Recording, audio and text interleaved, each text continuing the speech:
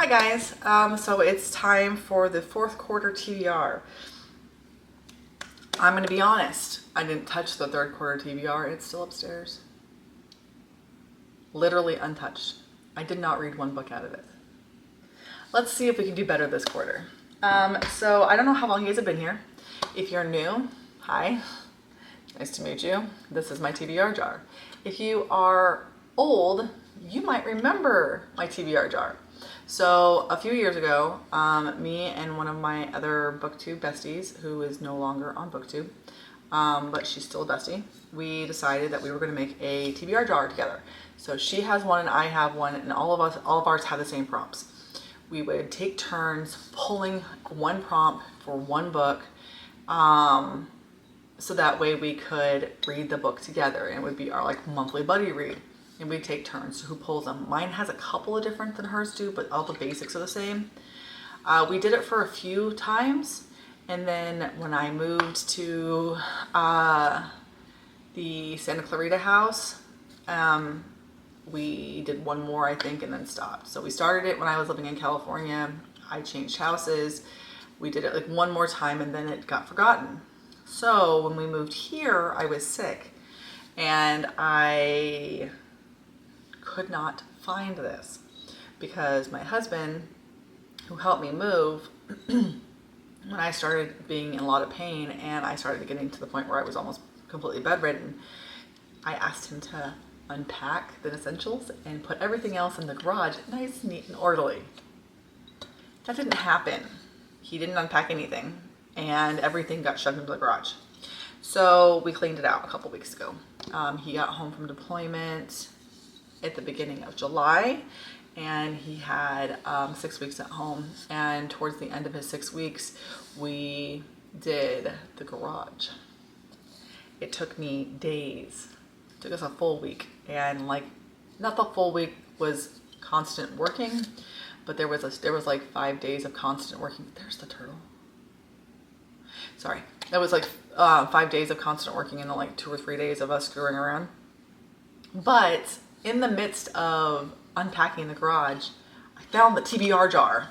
I know that it's really big now, that a lot of people are using TBR jars to pick their books, and it's fun to watch them. It's also really fun to do it. And since I found mine, keeping in mind that I have no idea what the prompts are, because I've opened this thing once, and I pulled out one for my friend Nikki that made literally no sense. So I threw it away, and then I pulled another one out that was a color one. So she was supposed to find a white book. She found a white book and then proceeded to put it aside, not read it, and read something else instead, which is fair. That's what I do too. So I'm going to go ahead and pull a couple of prompts. I'm going to do like 3 or 4. Maybe we can find a good book out of it. I was thinking of possibly even doing like a vlog of me reading the books from these prompts. We'll see. I don't know. I have no idea what the future is going to hold, because Amazon's been crappy lately, and I may have to get a real job, which sucks. So let's go ahead and pick a prompt. My prompts are just shoved in here like this. I just took some colorful paper that I got from my mother-in-law and wrote a bunch of prompts on them, and then just stuck them in. I didn't wrap them up. I didn't fold them. I kind of wish I folded them. I mean, I thought this looked nice at the time, but it's harder to get stuff out. Okay, first one. Oh my God, that's right. There was countries in here. This was a Chris thing. She wanted to put countries in. I'm not going to do the countries, because trying to find a book from a certain country is going to be a massive pain in my butt. I may have to go through this jar and like reevaluate stuff. Okay, so the first one that we're going to actually use has a building on the cover. I'll be back. Let's see what I can find.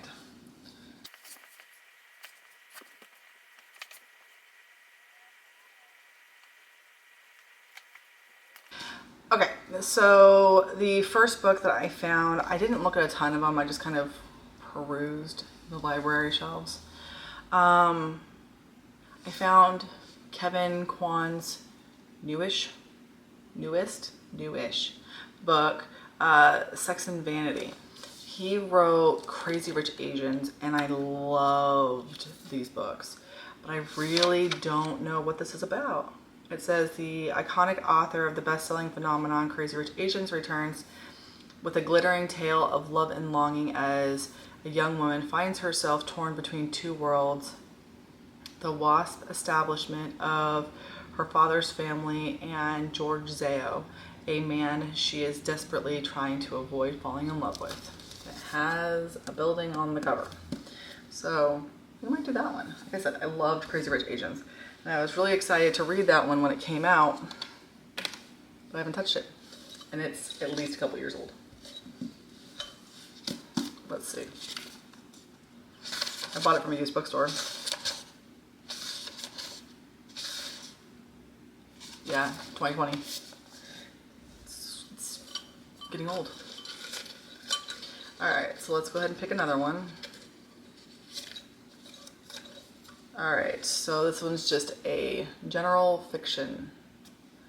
I'm just gonna do this. So as I pick them, I will fold them and put them back in. General fiction.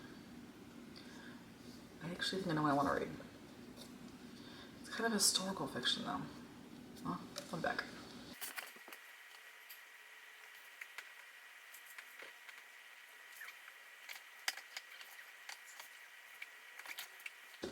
Okay, so my general fiction is admittedly very small. I've only got a handful of books. I was looking and most of the ones I have are historical fiction, and I didn't want to like go for historical fiction if it's saying general fiction.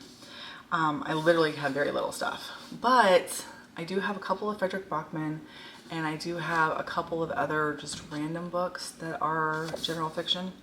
This is one I've always been really interested in, and I wanted to watch the movie, which I know they changed the name of the movie. So it's not A Man Called Ove, it's something else. Little insight to my disability. When I'm really, really tired, I spell words phonetically. And when I spell words phonetically, I mess them up big time because the English language is not spelled phonetically. One of my biggest ones when I was a child was spelling of like this, because it sounds like of to me. Of. Doesn't sound like an F, it sounds like a VE. So this is how I would spell of when I was a kid. So I keep saying A Man Called Of in my head and not Ove. So I think I'm gonna try this one. I also wanna read the book. I wanna watch the movie too, so we'll see. All right, let's dig around for another one. I'm gonna do 4. Let's do 5. 5 sounds better than 4.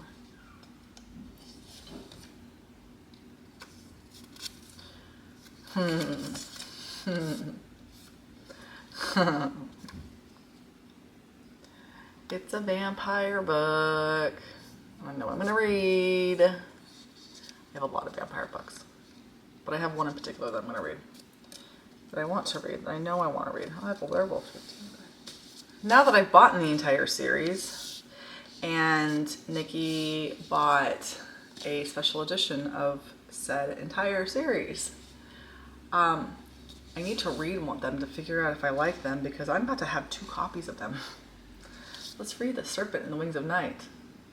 It's a vampire romance.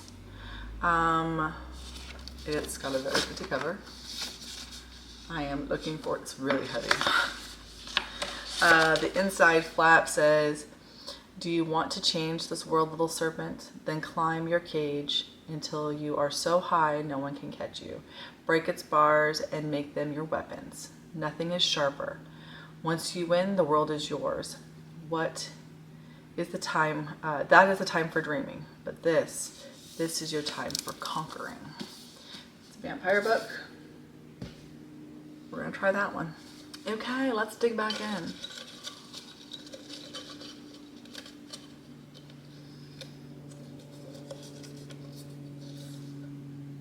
A female author. That should not be hard, because a lot of my books are from female authors. So let's see. Actually, I have 2 mails so far, but yeah, okay. One moment, please. I see what I want. Okay, so I kind of want to get back to my roots a little bit and read the books that I loved when I was in my early reading stages, which for me was late teens, early 20s. I was really, really into the goofy paranormal romance mystery type books. So anything that was written by Jenna Showalter or Katie McIntyre were all my favorites. This is one that I've been eyeballing for years, and I found it at a library book sale recently. It's The Accidental Werewolf. I also recently bought book 2 and 3 in the series, and I've been wanting to read it. So let's add that.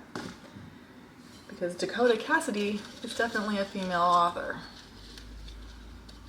All right, we have one more to pick. Okay. Ooh, an Owlcrite book. I need to change this to a book box book, not just specifically Owlcrite, but Owlcrite book. Okay, so my adult books are over here, my YA books are over there. So I'm going to wrap this one up so that it's... Okay, so I've got a bunch of them up there. What I'm going to do is when I reorganize my bookshelves, I'm going to put all of my Owlcrite, Fairy Loot, Illumicrate books together. But I did find a couple that I'm interested in. One that I actually think I'm going to like. One that I'm not sure I'm going to like, but I kind of want to read it anyways to see if I like it, because I need to start getting books off of my bookshelf. So which one do I pick? Do I pick The Poison Heart, because I think I will actually like this one? Or do I pick Lore, because I'm not sure I'm going to like this one. Everyone I've talked to who's read this book didn't like it. But I am really curious about it, and it is signed. It is an Owlcrite book. I think I'm going to go with this one, only because I need to get books off my shelves that I don't like. And I think that might be a good choice, just to do this. Okay, so this is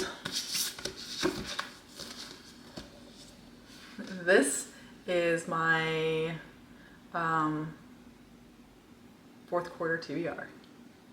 Make sure I get that good thumbnail in there while I'm holding up my books. And I will see you guys again soon, and maybe I'll do like a reading vlog or something for some of these just to see if I like them, because there's a few in here that I'm not sure I'm gonna like, and then a few in here that I think I'm gonna love. So we will try it out and see what we think. And I will talk to you guys again soon. Bye.